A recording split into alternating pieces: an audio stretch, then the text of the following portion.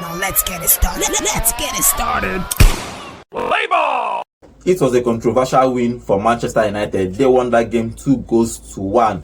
Last minute goal for Maguire to give them that last goal to win that game, but Maguire was offside. But there is no VAR in this round of FA Cup. But the question is again, Manchester United are not playing well, but they won this game. Okay, if you look at the game that happened, if you look at the way they have played, the first half especially was rubbish. They didn't play anything in the first half. The second half, Garnacho and some changes was made, and they actually improved. But what is happening to Manchester United? Even though they won, but the same problem, the same play, nothing has actually changed since Amorim took over. Well, things have changed. I keep saying it, things have changed, but the thing is not going forward. Like, we've not seen change is not just something you just see at once. Maybe it's gradual. You understand? It's step by step, and forward steps. You look at it. Man United before now, you lose the ball in front, you don't see players tracking back. You see them mourning and all, and they are. But now you foul a player, he's still playing. You foul a player is not. There was a game. I think there was an incident with Dalot yesterday. I think there was a foul in the build-up play, and all of a sudden they passed the ball to him and he's walking out and the ball went to train, and the referee gave the train against Manchester United, and the coach called him and said, "That's not how we play. Whistle." Play to the whistle every single time, and I think that's what the Man United players are playing like now. Though the performance on the pitch, like the creativity, the running around, we are not seeing that level of intensity yet at Man United with the players. But we're seeing this character build up. We're seeing the mentality of the game actually in Man United players, okay, where they play to every whistle, not just moan around when they lose the ball. Okay, John, this particular game that happened yesterday, they conceded the first goal as usual. They have been conceding goals. I don't even remember last time they came clean sheet. Okay, FA Cup they came clean sheet. A couple of games they came clean sheet, but the defense is still the problem. Licha is out probably to the end of the season. They brought in, defense is still good. Euro, Maguire and Mazraoui played at the back three. Dogu started, even though as a right wing back, because everybody was expecting to start at the left wing back, but he played at the right wing back. But mind you, generally, what is wrong with? Do you think that he needs more time? We should give him more time. You know, the funny thing about this scenario is that the defense is shambolic. You know, if you look at the performance of the players in that game, how do you not come back after that match, sit everybody down and give them 15 strokes for having a poor performance? You know, when you can allow somebody take a shot on goal, it gets deflected by the goalkeeper, and the two center halves cannot respond quick enough to intercept a header. You have a problem because you are ball watching. Baba has already thrown himself to cover the net, and he got the first touch of the ball. The ball rebounded. Nobody could respond fast enough, and the Cordoba Reid got the easy header, free header into the net, and they were what were they doing? You understand me? You make an attempt to stop the ball. You don't stop the ball. You follow up to make sure this guy doesn't have a follow-up attempt on the goal post, because Onana was already down. We didn't see that, and then you come and you tell me change is gradual. But somebody across the pond actually got change in 6 months. Why can't Manchester United get change in 6 months? Yes, you are looking at Enzo Maresca. Yes. Boy, come on now. Come on now. Come on now. Wait, see, let's not go there. Then you have Manchester United idling around relegation form right now. In relegation form, and we are now using the yardstick that say give him time. Let's not use the Maresca incident.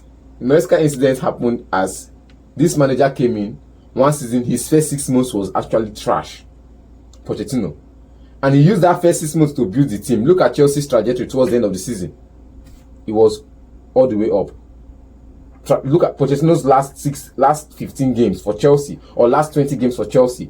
It was from performance to performance. They were building. Now it was a forward trajectory. It was not a downward trajectory. It was a forward trajectory, and Maresca came in and continued from there. Look at this man's Man United trajectory before Amorim came in. It was a steep slope. It was going down from 3 years ago. It has been going down, and this man is coming to come and change the trajectory to go up. Ten Hag came in first season, it felt like it was going up, but it was, you understand? Then second season, Then second I will season. still tell you it is nobody's fault because this is the decision taken by the club. You decided that you don't want to play Guadangwa again. That you want to go and play Tiki Taka. I'm not the one that decided that for you. Don't put it on the coach. I'm not the one that decided that for the club. The club made that decision. The club took that step. Chelsea have brought in the same pattern of manager, the same play style. It's to their benefit. You can't come and discredit their form and say that it's just because this man has already started something. You came in and continued. Like I said, I'm not. We can all along discredit what's it called, the Man United board. But understand that the board that brought in Ten Hag is the Glazers.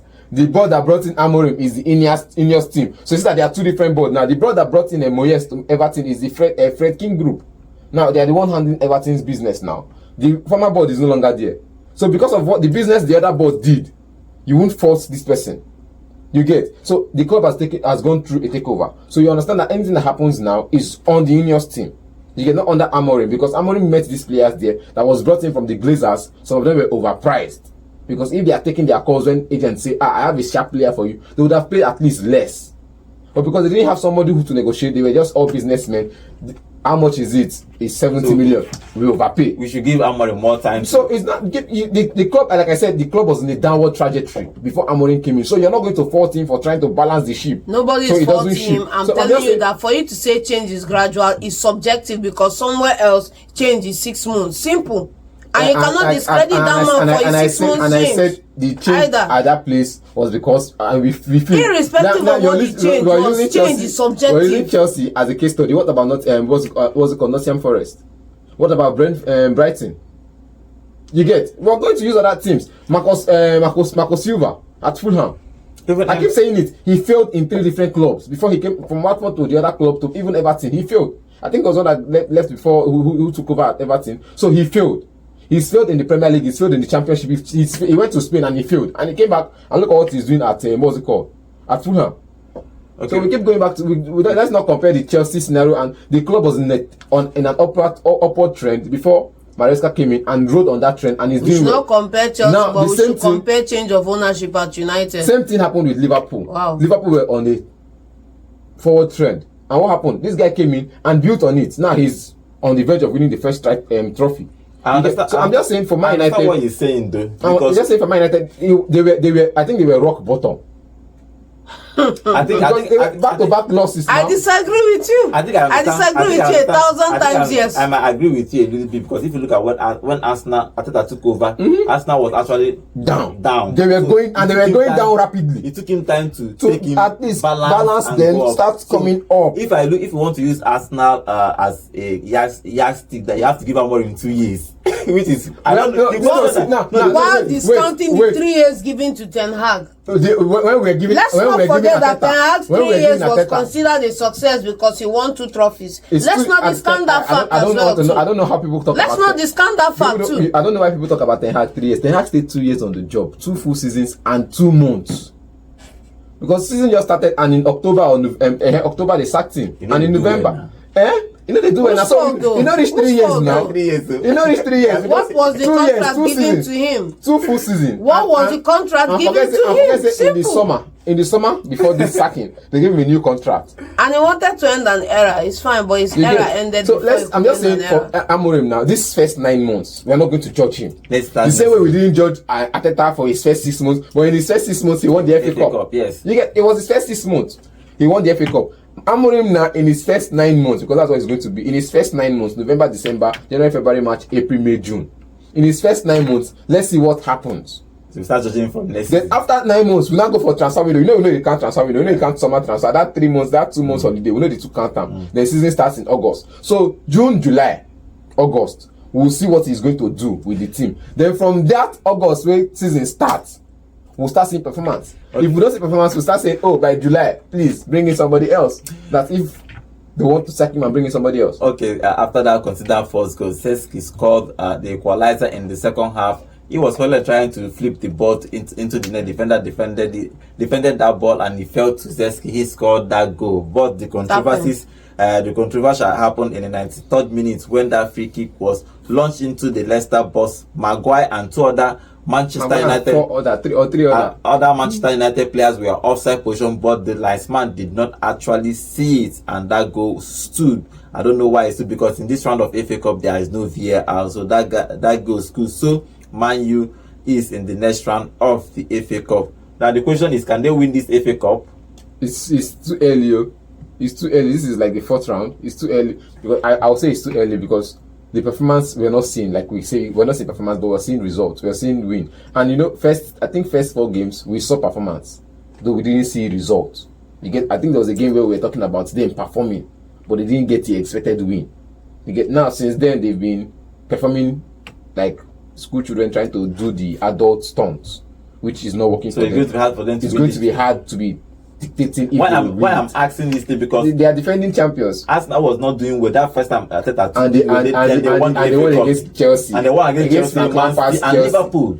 So that's why I'm asking if they can, because it's possible he cannot be doing well. He might not be doing well, and can still win. Ten Hag was not doing well last year, and he won it to take them to Europa League this season. So John, what do you think? Do you think Amorim can win this? Or Manchester United can take Amorim can take Manchester United to win this trophy? Nope. No. You know, the thing is, you look at the conversation and say this is the only tickets they have to play the Continentals next season. There's no Continental for Manchester United next season. I think it's even better. It's better for him to start from ground zero. Like I said, it's not possible for a Champions League or Europa League night without Manchester United. You know who they are. Amanda. Yeah, a Manchester United fan. That's why you speak that way. That game ended 2-1. Manchester United is in the next round of the FA Cup. Apart from that controversy, they didn't really play well in that game, but they got the result they needed. If you look at a couple of games they have played throughout this season, even throughout since Amorim took over, most times they don't get the results. Most times they concede the first goals. They are conceding goals. Even this game they consider first. Even though if probably it's not Leicester, probably a team in top 10 of the Premier League, they might have lost yesterday. Even Leicester almost won that game yesterday. For Amorim, he needs to start building. Maybe we'll give him end of the year, end of the season. After next season, we'll now start looking at him with two eyes. Two eyes. But by the end of this season, we'll start looking at him with 2 eyes. So let's see what he's going to do. But in this particular game, they won that game against Leicester City to move to the next round of the FA Cup by 2-1.